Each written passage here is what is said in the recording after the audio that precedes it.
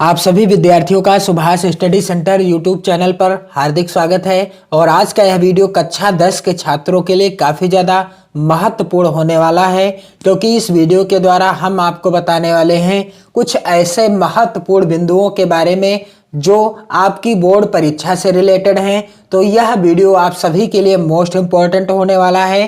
तो यदि आप 2022 बोर्ड परीक्षा की बेहतर तैयारी करना चाहते हैं तो आप इस वीडियो को जरूर देखिएगा, क्योंकि इस वीडियो में हम आपको कुछ ऐसी ट्रिक्स और कुछ ऐसे तरीके बताने वाले हैं। तो चलिए यहाँ पर आप देख सकते हैं, पहला बिंदु है बोर्ड परीक्षा में संदर्भ कैसे लिखें।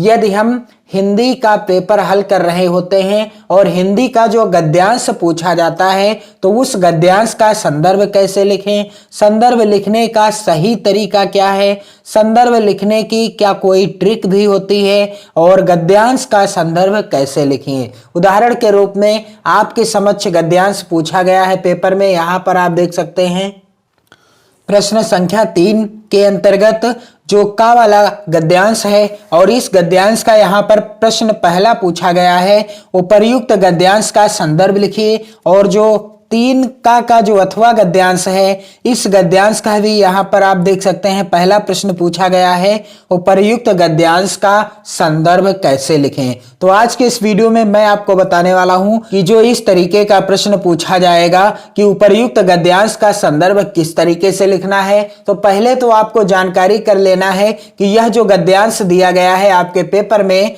वह किस पाठ से है और उसके लेखक कौन हैं। तो यहाँ पर आप देख सकते हैं, मैं आपको उदाहरण के रूप में इस गद्यांश का संदर्भ लिखकर बताऊंगा कि किस तरीके से आप किसी भी गद्यांश का संदर्भ आसानी से लिख सकते हैं। और जो 2 नंबर निर्धारित हैं इस प्रश्न के लिए, तो आपको ये 2 नंबर किस तरीके से मिलेंगे। तो यहां पर आप देख सकते हैं लिखा हुआ है गद्यांश के अंतर्गत, पहले पहाड़ काटकर उसे खोखला कर दिया गया, फिर उसमें सुंदर भवन बना लिए गए, जहां खंभों पर उभरी मूर्तें बिहस उठी, भीतर की दीवारें और छतें रगड़ कर चिकनी कर ली गईं और तब उसकी जमीन पर चित्रों की एक दुनिया ही बसा दी गई।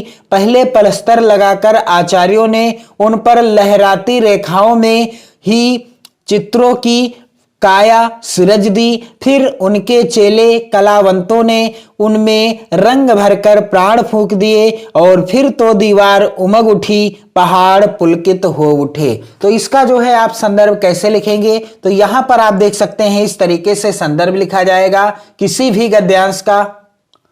इस तरीके से आपको हेडिंग डालना है संदर्भ, और क्या हो जाएगा संदर्भ कि प्रस्तुत गद्यांश। इस तरीके से आपको लिखना है प्रस्तुत गद्यांश। प्रस्तुत गद्यांश हमारी पाठ्य पुस्तक, हमारी पाठ्य पुस्तक, प्रस्तुत गद्यांश हमारी पाठ्य पुस्तक, किस पुस्तक से, पाठ्य पुस्तक हिंदी। आपको हिंदी ब्लैक पेन से लिख देना है, हिंदी आप ब्लैक पेन से लिख दीजिएगा। और इसके बाद आपको क्या लिखना है, के गद्य खंड में, के गद्य खंड में, के गद्य खंड में संकलित, संकलित, के गद्य खंड में संकलित प्रस्तुत गद्यांश हमारी पाठ्य पुस्तक हिंदी के गद्य खंड में संकलित। फिर आपको क्या लिखना है, पाठ का नाम लिखना है। तो यह जो मैंने आपको गद्यांश बताया है किस पाठ से लिया गया है, अजंता पाठ से लिया गया है। तो आप यहां पर लिख दीजिएगा, यदि गद्यांश अजंता पाठ से है तो अजंता पाठ का नाम लिख देंगे। अजंता नामक पाठ से उद्धृत किया गया है, नामक पाठ से उद्धृत किया गया है या उद्धृत है, आप लिख सकते हैं किया गया है या उद्धृत है या उद्धृत है, आप लिख सकते हैं। फिर इसके बाद आपको क्या लिखना है, यहां पर आप देख सकते हैं इसके लेखक, इसके लेखक किसके लेखक? अजंता नामक पाठ के लेखक कौन हैं? लेखक का नाम आपको ब्लैक पेन से लिखना है। इसके लेखक हैं कौन? भगवत शरण उपाध्याय। भगवत शरण उपाध्याय जी, भगवत शरण उपाध्याय जी हैं। आप ध्यान दीजिएगा, इसके लेखक कौन हैं? भगवत शरण उपाध्याय जी हैं। और मैं आपको जानकारी दे दूं कि किसी भी पाठ का यदि गद्यांश आपसे पूछा जाता है तब आप संदर्भ कैसे लिखेंगे, तो यहां पर आप देख सकते हैं प्रस्तुत गद्यांश। क्या लिखा हुआ है? प्रस्तुत गद्यांश हमारी पाठ्य पुस्तक हिंदी के गद्य खंड में संकलित। इतना आप सेम इसी तरीके से लिखिएगा।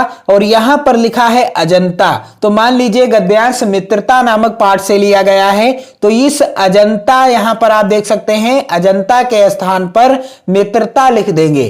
क्या लिख देंगे? मित्रता नामक पाठ से उद्धृत है या नामक निबंध से अवतरित है या लिया गया है, जिसके लेखक यहां पर आप देख सकते हैं इसके लेखक, तो मित्रता नामक पाठ के लेखक कौन हैं? आचार्य रामचंद्र शुक्ल जी हैं। कौन हैं? आचार्य रामचंद्र शुक्ल जी हैं। तो उनका नाम यहां पर लिख देना है।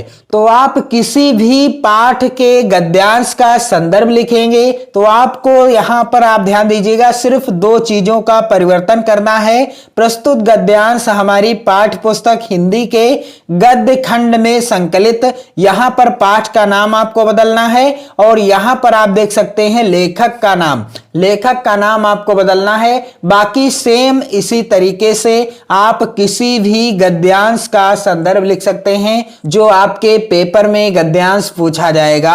आप किसी भी पाठ के गद्यांश का संदर्भ इसी तरीके से लिख सकते हैं। सिर्फ और सिर्फ पाठ का नाम और लेखक का नाम आपको ध्यान देना है, बदलना है, बाकी सेम इसी तरीके से लिखा जाएगा। तो यह है एक सामान्य सी ट्रिक कि आपको सिर्फ और सिर्फ पाठ का नाम और लेखक का नाम ध्यान में रखना है और वही बदलना है। यदि इसी पाठ से आया है तो आप सेम इसी तरीके से संदर्भ लिखेंगे, और यदि किसी दूसरे पाठ से गद्यांश पूछा गया है पेपर में तब आप वहां पर क्या करेंगे? पाठ का नाम बदल देंगे और लेखक का नाम बदल देंगे। बाकी सेम इसी तरीके से संदर्भ लिख लेंगे और 2 नंबर आपके यहां से पक्के हो जाएंगे। और यदि आपका संदर्भ सही होता है तो आपके जो गद्यांश के 2 अन्य प्रश्न होंगे वो भी सही माने जाएंगे।